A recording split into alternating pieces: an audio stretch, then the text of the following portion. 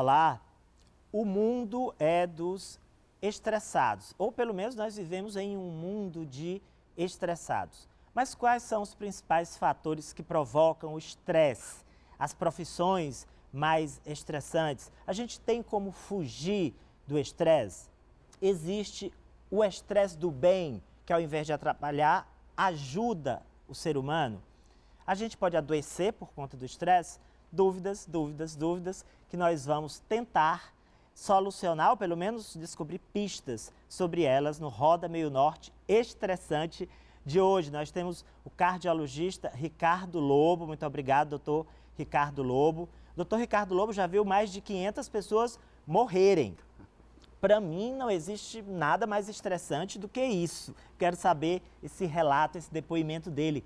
Como é conviver com essa experiência, né, de ver centenas de pessoas perderem a vida na sua frente.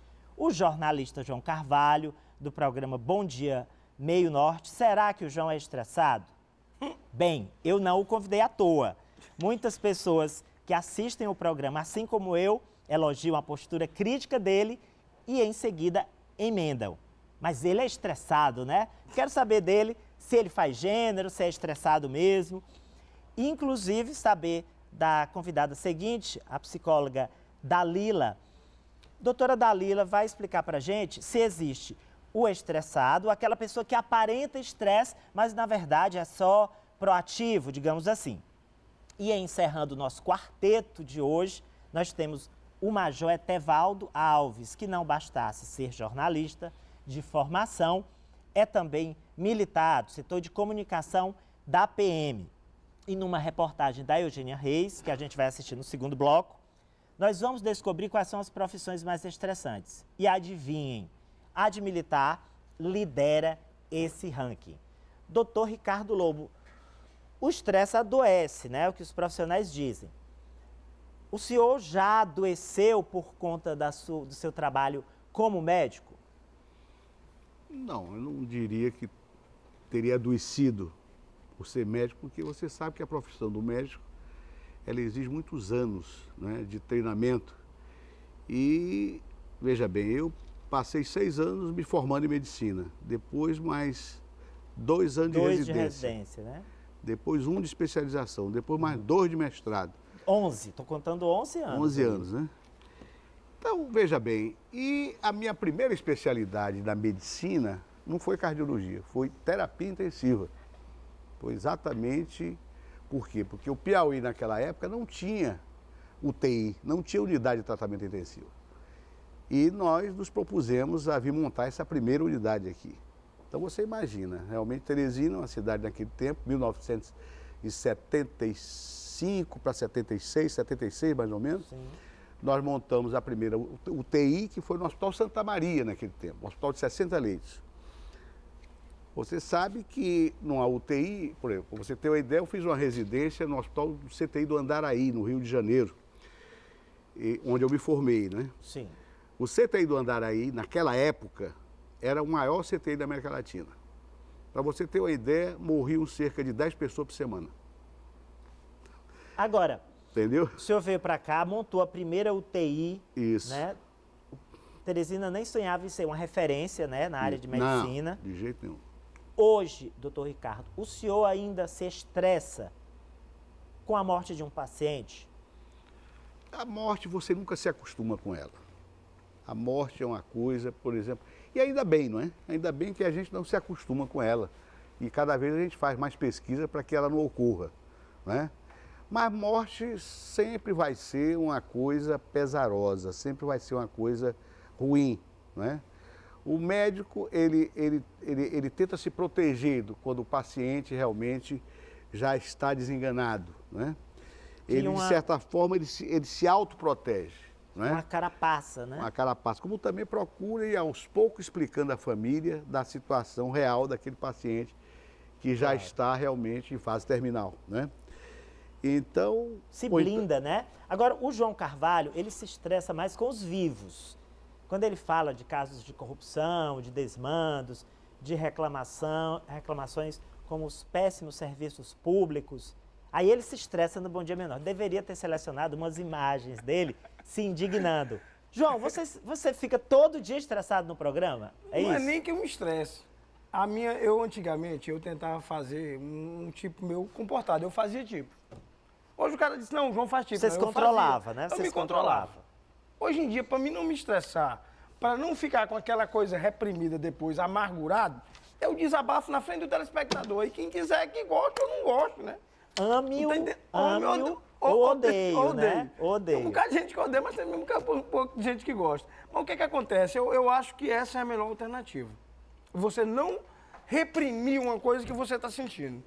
Eu, por exemplo, no dia que eu vou lá, que tem um...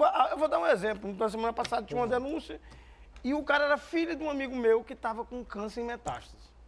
E eu me segurei para não falar a história, porque o cara é meu amigo, eu devia a ele, mas o cara estava errado, completamente errado, o filho dele. O filho dele, O filho né? dele. O filho dele. Mas para prevenir, para preservar um amigo, eu não falei. Mas eu me sinto reprimido com aquilo.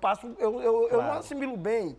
Eu não assimilo bem o esconder, o guardar aquilo para mim. Eu sou muito mais chegar logo lá e, como diz o Yeltsin, rasgar logo e pronto, Sim. né? Às vezes a gente está contando uma história de bastidor e eu não me seguro. Eu digo, olha, isso aqui é isso aqui. É fulano de tal, que desviou tanto, que roubou tanto e fez isso. Agora, isso tem um custo. Sem Qual dúvida. é o custo? O custo é que você falar a verdade aqui é complicado. Eu tenho, por exemplo, uma autoridade que me processava, como outras, que eu cheguei na audiência lá e o cara ficou fazendo um tipo, o cara é um safado, um conhecido safado de Teresina, fazendo tipo, aí eu disse, o juiz perguntou se tinha conciliação, eu digo, não, doutor, não tem. Porque num país sério, doutor, esse cidadão está preso. Olha, Aí acabou a audiência, essa né? O juiz, audiência vamos foi encerrar a enervante. audiência. Essa audiência foi enervante. A doutora Dalila Maria, esse primeiro bloco é mais curto, é de apresentação dos nossos 4 convidados. O bloco seguinte é que é um bloco mais extenso. Eu gostaria de saber da doutora Dalila se faz mal reprimir. Porque tem gente que diz assim, mas ele é tão bonzinho, nunca se estressa. Mas às vezes a pessoa está guardando tudo aquilo. A senhora recomenda chutar o pau da barraca ou contar até 100? Bom, assim, as emoções, elas precisam sim ser canalizadas, né? Todos nós somos seres humanos, de carne, osso, de emoções, de sentimentos. Então, causa sim doença, pode causar vários transtornos e as pessoas, elas precisam canalizar, agora de uma forma equilibrada. De forma que você não vá fazer com que aquele fator estressante vá interferir na sua vida profissional, na sua vida familiar ou então em outros âmbitos da sua vida. Não pode ser uma coisa usual, né? Reprimir isso, né? Exatamente. E que tenha limite para que não vá prejudicar outrem, né? Claro, não vá por exemplo, prejudicar agressão outras física, pessoas. né? Com certeza. Major Etevaldo, é mais estressante ser jornalista ou ser militar? Ficou difícil para fugir, né? Entre jornalista e ser militar, né? Empate técnico? Empate técnico, né? Na verdade, eu nunca exerci atividade jornalística, né? Não sei como é que é o dia a dia da redação. Na verdade, eu... Já foi assessor de imprensa, né? Durante um curto período, né? Na verdade, eu tenho muito mais tempo de polícia militar do Piauí, com muito orgulho. Claro. Mas é, sim, uma profissão estressante, não tenho dúvida disso. É estressante, você imagina que o policial...